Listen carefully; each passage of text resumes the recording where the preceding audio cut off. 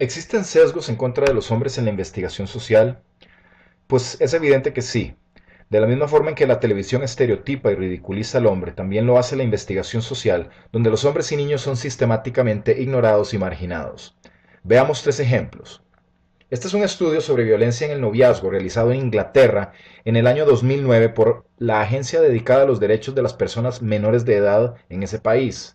Utilizó información de 1.300 adolescentes de ambos sexos para determinar, como lo han hecho tantos otros estudios de violencia de pareja, que tanto hombres como mujeres son víctimas y también perpetradores de violencia en el noviazgo. Veamos algunos de los hallazgos. En los noviazgos adolescentes, los varones son el 41% de las víctimas de violencia emocional, el 42% de las víctimas de violencia física, el 34% de las víctimas de violencia sexual, una tercera parte de las víctimas de violación. Y las adolescentes reportaron conductas violentas con una frecuencia 3 veces mayor a la de los adolescentes. Y esta es solo la punta del iceberg. El reporte de 209 páginas está repleto de datos que demuestran nuevamente que tanto hombres como mujeres son agresores y víctimas de agresión. Pero el problema es este. Aunque el estudio demuestra que los varones son víctimas de esa violencia, ese dato se va perdiendo cada vez más entre más se aleja uno de la fuente primaria que es la investigación. Si usted echa un vistazo al resumen ejecutivo de esa investigación, verá que las chicas abarcan la mayor parte del interés de los mismos investigadores. Y cuando pasamos al informe para la prensa, casi todo se centra en las chicas. El título lee: la NSPCC advierte que las jóvenes están siendo abusadas por sus novios. Los tres primeros párrafos tratan exclusivamente de las chicas. Las jóvenes son coaccionadas a actos sexuales no deseados. Una de cada 16 dice haber sido presionada a tener relaciones sexuales. Una cuarta parte de las adolescentes ha sufrido violencia física y bla, bla, bla acerca de ellas, pero absolutamente nada acerca de los varones. Luego, el asunto se pone peor cuando pasamos a lo que publicaron los medios de comunicación acerca de esta investigación. Una de cada 3 jóvenes relata experiencias de abuso sexual por parte de su novio. Una tercera parte de las chicas son presionadas a tener relaciones sexuales. Una de cada 3 adolescentes ha sido sexualmente abusada por su novio. Todo gira en torno a ellas. Pero lo peor de todo es la estupidez que cometieron las autoridades de ese país cuando decidieron las medidas que iban a tomar para atender el problema. Las autoridades leyeron el reporte y de alguna manera decidieron sacar una campaña publicitaria que sería reproducida en Internet y los medios de comunicación, en la cual, pongan atención a esto, le brindaban apoyo a las adolescentes e instruían a los adolescentes a no ser violentos. Increíble. Entonces, esta gente paga a hacer un estudio que termina demostrando que chicos y chicas sufren de violencia en el noviazgo y luego ¿qué hacen? Invierten sumas millonarias en una campaña que solo le ayuda a las mujeres y deja desprotegidos a los hombres. Eso es incompetencia de la más pura y dura. A este estudio lo vamos a llamar No nos da la gana ver. Sí, hicimos un estudio que demostró que los y las adolescentes son víctimas de violencia en el noviazgo, pero decidimos no ver la información pertinente a los varones y enfocarnos solo en las chicas. Eso, para que ustedes lo sepan, se llama misandria.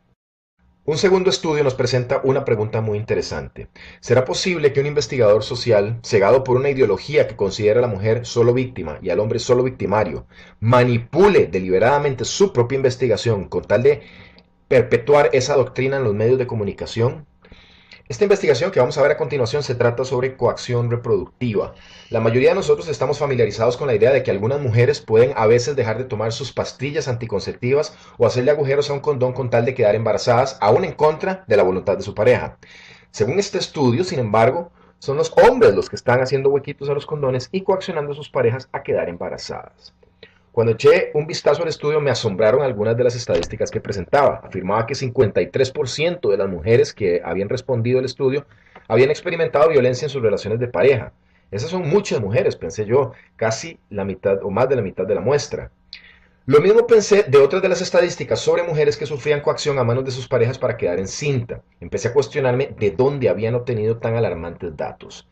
Entonces comencé a buscar artículos escritos acerca de este estudio y encontré en Newsweek, Science Daily, Medical News Today, eScience News, LA Times y otros sitios más.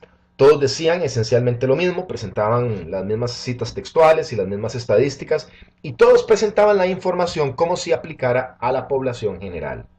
Eventualmente, encontré un articulito del periódico de la Universidad de California, que resultó ser la misma universidad de la que provenía este estudio.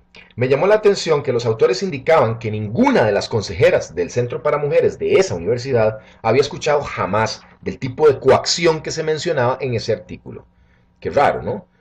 Y más abajo ofrecieron un dato de extremo interés que todos los demás artículos habían omitido por alguna razón.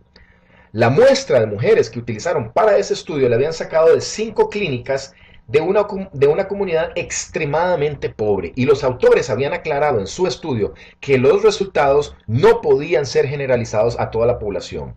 Y a pesar de esa aclaración, eso fue exactamente lo que hicieron todos los medios masivos de comunicación. Presentaron la información como si fuera relevante a la población nacional, y los investigadores, por su parte, se quedaron calladitos y no protestaron nada cuando se dieron cuenta del grave error. Eso me ayudó por lo menos a entender por qué las estadísticas tan exageradas. El Departamento de Justicia de los Estados Unidos ha señalado que la violencia es mucho más común en comunidades pobres.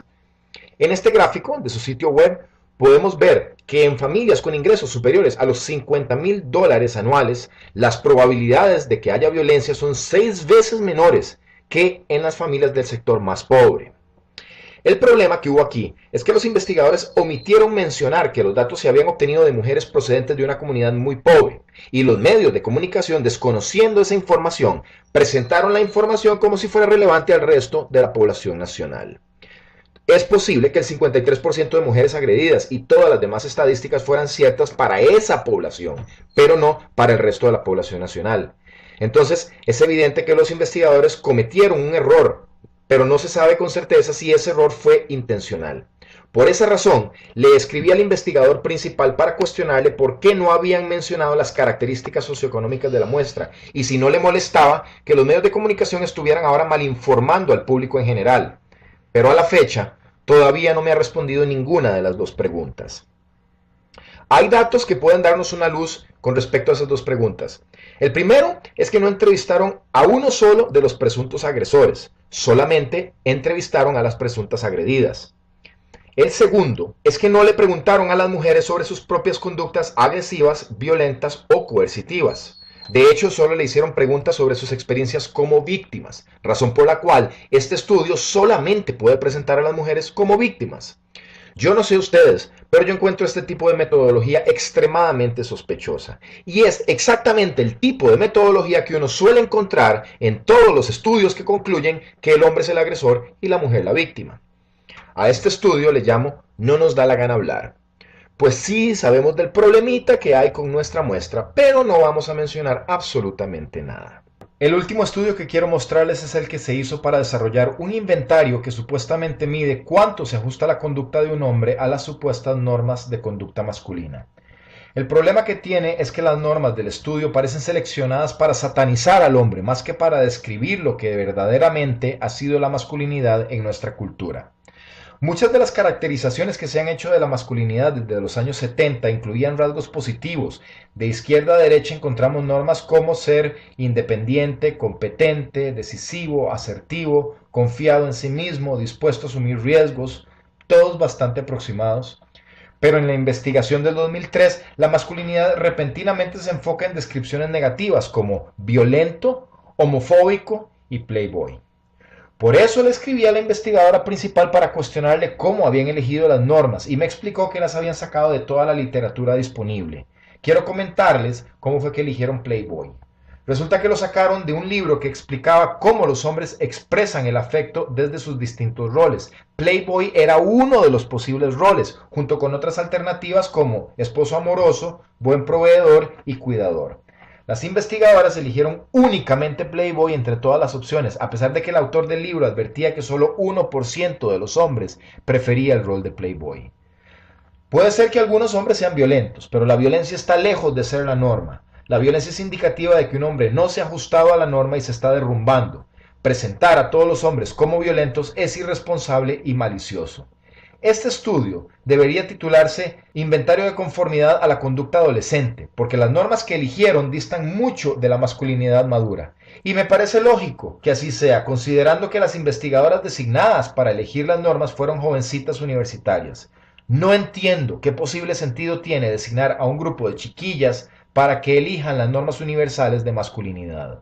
A este estudio le llamo estudio no me da la gana escuchar, porque sencillamente no les interesa escuchar y reconocer que los hombres en su apabullante mayoría son buenas personas.